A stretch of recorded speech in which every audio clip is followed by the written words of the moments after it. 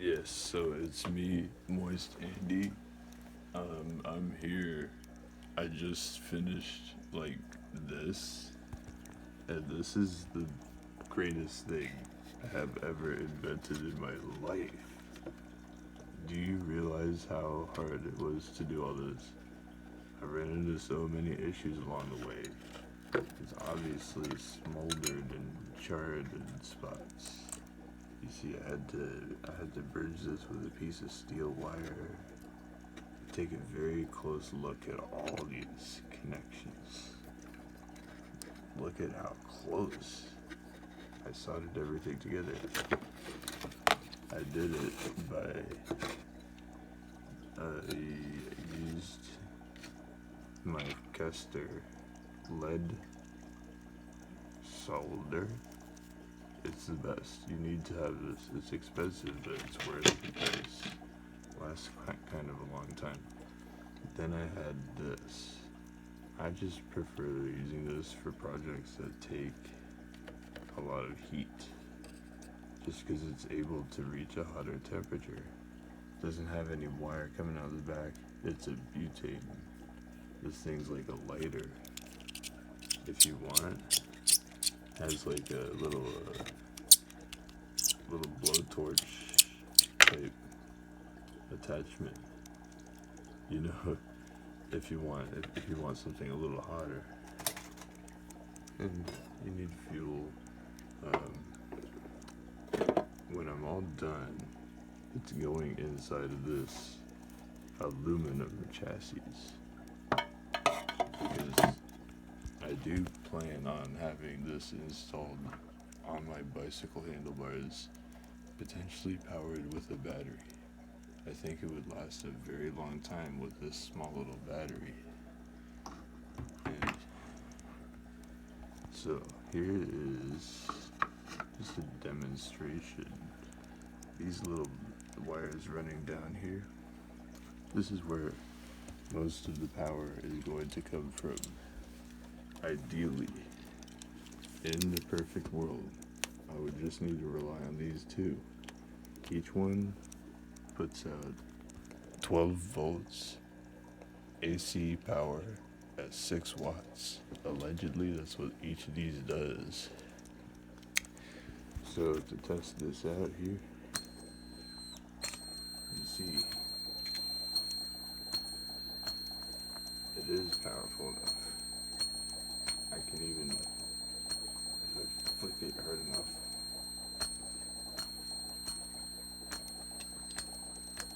I can see if I can get this light to flash. This is adjustable, by the way, if you want to make different sounds with it. See, ultimately, this setup is going to need to be having a bicycle tire will need to be rubbing on these two wheels. I'm going to need to build that soon, actually, to be able to properly test this out before I install it on an actual bicycle. Just gotta keep testing and testing.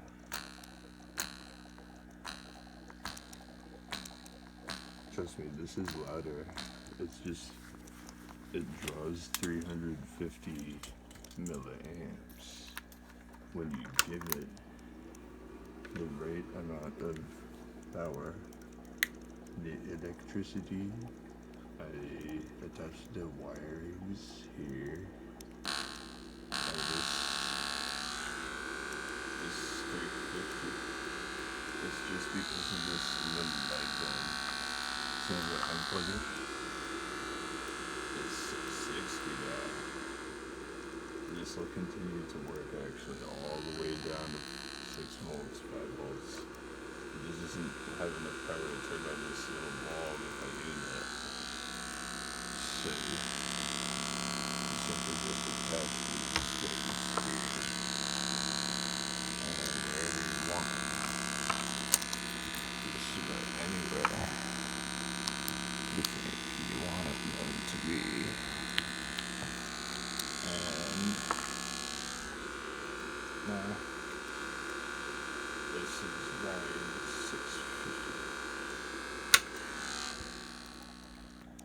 650. So each little light, each one of these is 6 watts apparently, but it says 350 milliamps. So I don't know about all that. Is that really accurate? Is that a true statement? Who knows? This thing does generate some small amount of heat during operation. For example, this 10 ohm here resistor, it's 1 watt, gets really hot. Even just the chip, it's outputting a lot of power through these transistors, turning them on and off at whatever speed this dial sets it to. Oh, this thing, by the way, is a light sensing photoresistor. So, I'm gonna give you a full, complete demo. Because I do have a battery, to be honest. I guess I didn't make the battery cables quite that long. So it's sort of like a struggle to attach it, but maybe I should install a toggle switch.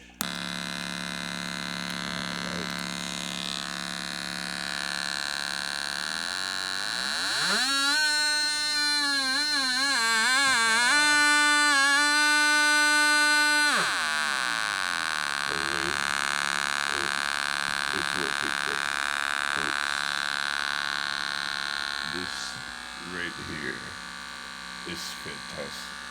Whatever I've invented, it's fucking working perfect. I have barely that many issues with it. I think it's about the most fantastic thing ever, because it is generating some heat. Nothing here seems to be cooking, getting too terribly hot. So these silicon diodes right here, each one is 1 amp each. It's just gonna allow me to generate the electricity,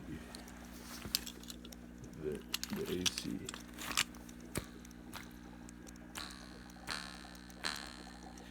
And that's all there is to it. Oh, I saw those 2 lights flash just now. This is a 1000 microfarad, so that's why it stays turned on a little bit afterward.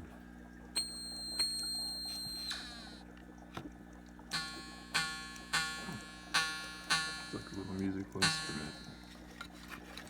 It's really, oh man, this thing is just so awesome. I think it could possibly be worth a lot of money when I'm done. I'm not done yet though.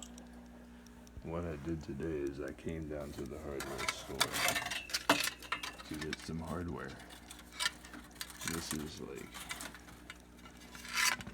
it's going to produce, I'm going to see if maybe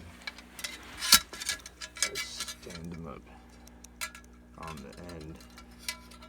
One here, the other here. I have some cross links.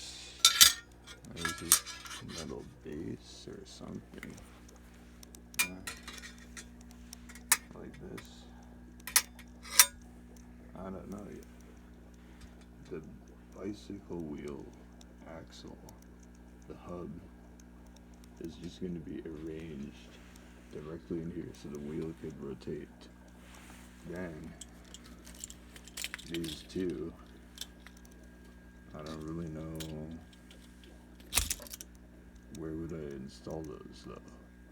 One coming here, because there are holes. I think these are 1/4 inch holes in the steel structure.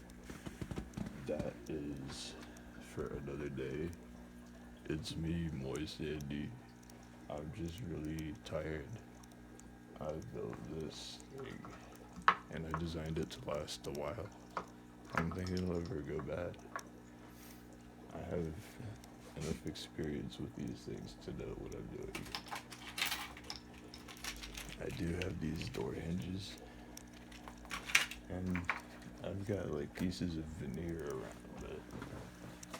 I did end up getting balsa wood. You must have a big long piece of balsa wood. It's sort of useful. How thick is this? A 1/4 inch, right? I can build something with this stuff. That's the whole idea. You need to be able to always stay productive. Because I did. I tried to assemble this structure.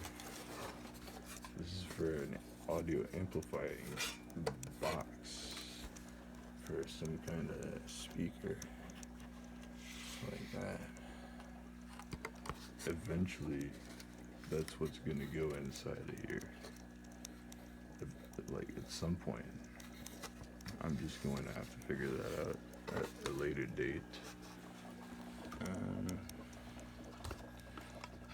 Yes, so I really didn't actually use my soldering iron here that much, just because it's not